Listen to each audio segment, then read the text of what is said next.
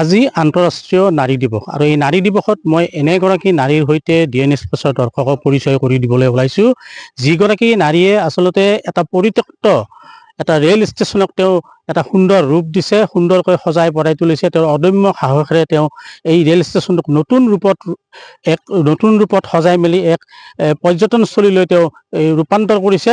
আৰু এইগৰাকী নাৰী সঁচাকৈ শলাগিবলগীয়া। আৰু এইগৰাকী নাৰীয়ে যথেষ্ট কষ্ট স্বীকাৰ কৰি বা যথেষ্ট সাহস মনত অনেক সাহস লৈ পেলাই বহুত সাহস লৈ পেলাই তেওঁ এই কাম কৰিছে। আৰু মই এই মুহূৰ্তত উপস্থিত আছোঁ এই অসম মেঘালয় সীমান্তৰ যি নলবাৰী ৰেল ষ্টেচন আছে। এইটো আচলতে গোৱালপাৰা জিলাৰ দুধনৈ আৰু কৃষ্ণাইৰ সমীপৱৰ্তী এটা ৰেল ষ্টেচন। আচলতে ক'বই লাগিব যে এই ৰেল ষ্টেচন আছে, এই ৰেল ষ্টেচনটো আচলতে এটা খুব সুন্দৰ এটা ৰেল ষ্টেচন। দুখন পাহাৰৰ মাজেৰে পাহাৰ কাটি পেলাই ৰেল লাইন বহুৱা হৈছে আৰু এনেদৰে এই ৰেল ষ্টেচনটো সুন্দৰভাৱে সজাই পৰাই তুলিছে। আৰু ইয়াতে আচলতে মই যিগৰাকী যুৱতী বা মহিলাৰ কথা মই আজি ক'বলৈ ওলাইছোঁ, এইগৰাকী মহিলাই আচলতে যথেষ্ট সাহস লৈ পেলাই আজি সকলোৰে বাবে এক অনুপ্ৰেৰণা তেওঁ দাঙি ধৰিছে বা সকলোকে অনুপ্ৰাণিত কৰিছে।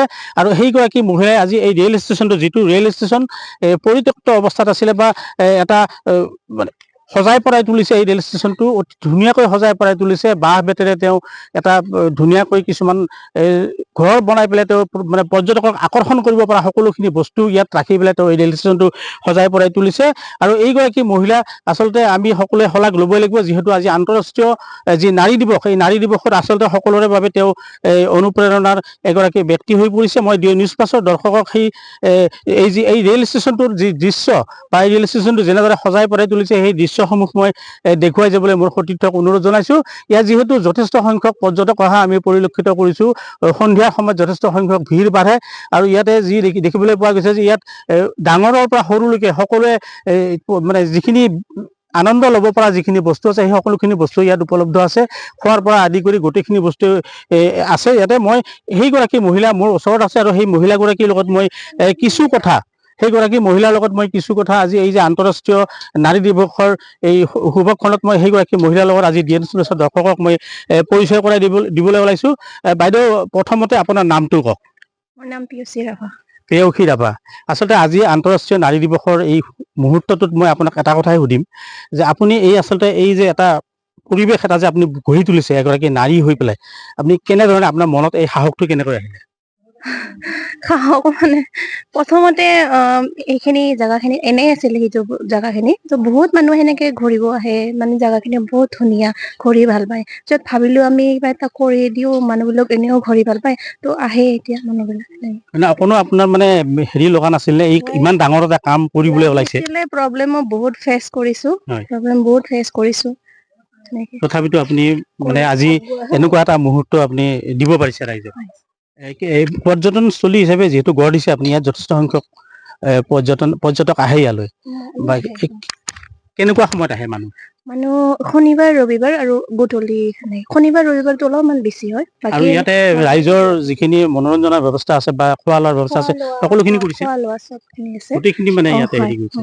আৰু আমি দেখিছো যে ইয়াত বহু কেইগৰাকী মহিলা ইয়াত কাম কৰি আছে। মহিলাবিলাক আছে, 7জন আছে এতিয়া। 7গৰাকী আছে। তাৰমানে আপোনালোকে তেওঁলোককো আপোনালোকে সংস্থাপন দিছে। সঁচাকে আজি নাৰী দিৱসৰ এই মুহূৰ্তত আপোনাক আমি ডিএন এক্সপ্ৰেছ তৰফৰ পৰা আমি অশেষ ধন্যবাদ জনাইছোঁ যে আপুনি এটা ইমান ডাঙৰ এটা কাম কৰিছে। সঁচাকৈ আচলতে আমি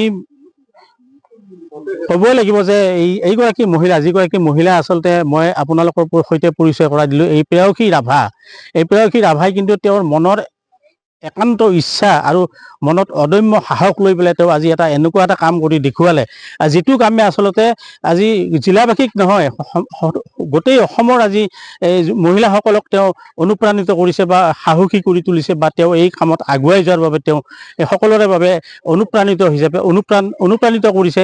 আৰু আমি আজি তাৰেই প্ৰতিফলন দেখা পাইছোঁ। এই গোৱালপাৰা জিলাৰ যি নলবাৰী ৰেল ষ্টেচন আছে, এই ৰেল ষ্টেচনত আমি তাৰেই প্ৰতিফলন দেখা পাইছোঁ।